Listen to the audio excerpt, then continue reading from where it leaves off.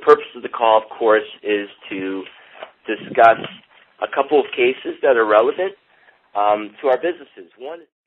So what we'd like to do is, talk about some of those experiences. We have a case that's going to be presented tonight by Melissa Carver in Michigan.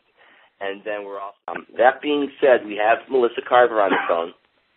Melissa had a very, an interesting case for her very first case, getting into short sales. She started off in the business with quite a bang. And Melissa, if you could just present to us an outline of that case, that'd be great. Okay. Hi, everyone. Hi. Hello. Hello.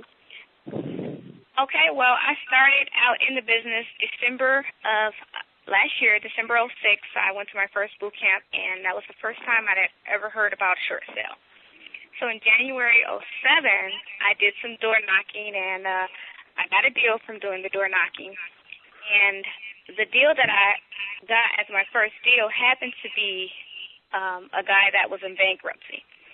I hadn't learned that part of the business yet, but I heard someone say that we can still do deals in that had gone to bankruptcy. So I said that I'll take the deal and I'll figure it all out later. So that's what I did. I wasn't too sure on, how exactly I should go about getting this deal getting this deal done while it was in bankruptcy. So the guy had a wife who she knew a lot, and she didn't know that I didn't know a lot. So I kind of played off her, and we went back and forth and figured out that we needed to get the bankruptcy discharged. So that's what we did. While doing that, of course, the file was with the bankruptcy attorney, and I didn't know that you couldn't do a short sale with a bankruptcy attorney.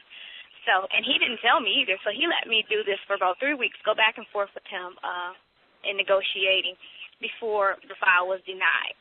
So I thought the deal was dead.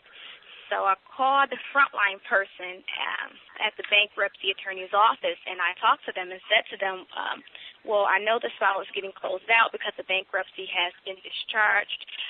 Where is it going, and is my short sale package going along with it? So the frontline person told me that it wasn't, so I decided to resubmit the short sale package just to see what would happen. And again, this was my first deal. I've only known the business for 30 days, so all this was quite interesting. So to make a long story short, my deal was accepted when I submitted it to the loss mitigation department, and the bankruptcy was dismissed. And at the end of the day, I walked away with a $20,000 check on an $85,000 property. How I did it to this day still boggles my mind. And, of course, I'm still learning the business because I'm still new in the business. And I've closed a couple more deals since, but that was just like the hardest deal, which happened to be my first deal. Melissa, this is Mark. What state are you in? Michigan. You're in Michigan. Okay. Yes. Well, Ted, how do you format this? Do you want us to start? Well, I think what I'd like, Melissa, is when you look back, on that case, one of the things that you said to me is, obviously, that $20,000 payoff was pretty major, and you said you called your bank about 5 times just so you could hear the computer tell you that it was in there, and that made me chuckle when I saw that. When you reflect back on that first deal, what were some of the scary moments for you, or some of the challenges? And you touched on that. And what were some of the surprises? I guess the scary moments was me not knowing. I'm a person that likes to know everything, and I hate the beginning of anything, and so that's why I try to hurry up and do it so that I can become a professional immediately. I don't know if that's a good thing or not, but that's just how I am. So jumping into the business, not really knowing it, was probably the scary part, but it was also a learning experience for me. It taught me that taking action gets results, and nothing else does, no matter how much you know. So I thought that was pretty cool. Yeah, definitely. We can all be a little bit frozen by what we don't know, and we shouldn't let that keep us from getting right into the game. Were there any decisions in this case that you obviously had the bankruptcy? How did you figure out how to work that out?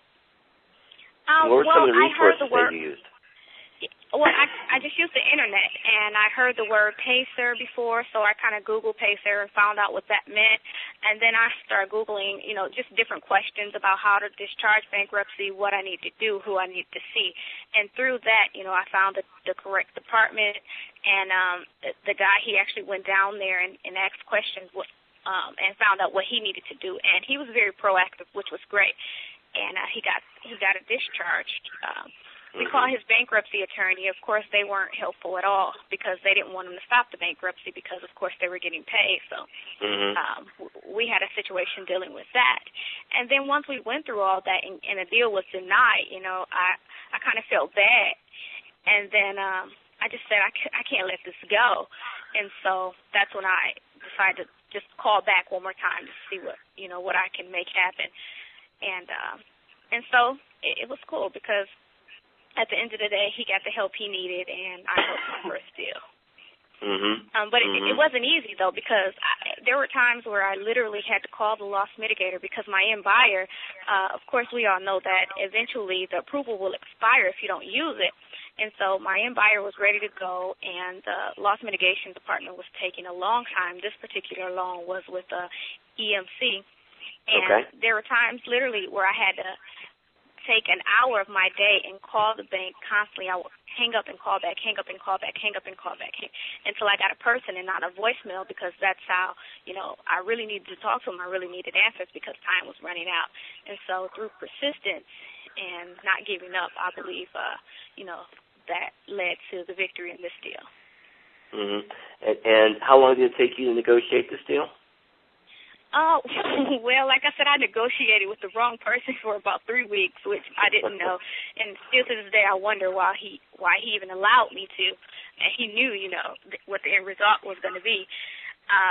And then with the EMC Corporation, probably another 45 days before it was out.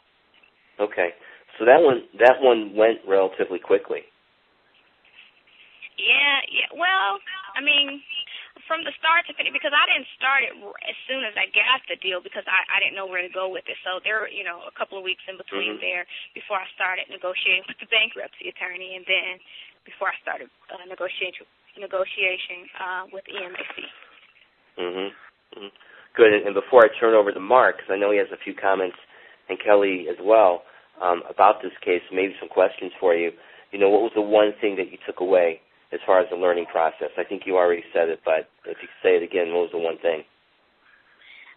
The one thing I took away from this whole thing was just take action.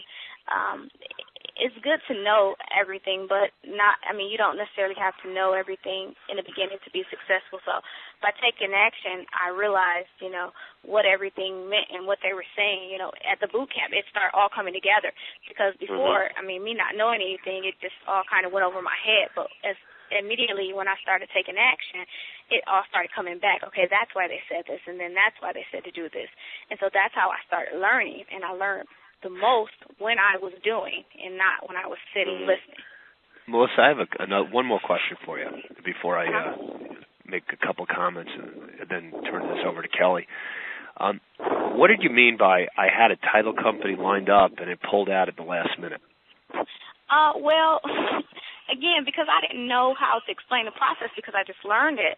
I went and I interviewed a title company, and I told them, what I was trying to do, and they agreed. And I just learned about funding the first deal when I was there in Ohio in July, But before then, I thought it was okay to use the end buyer's money to fund the first. So that's what I went to the title companies with.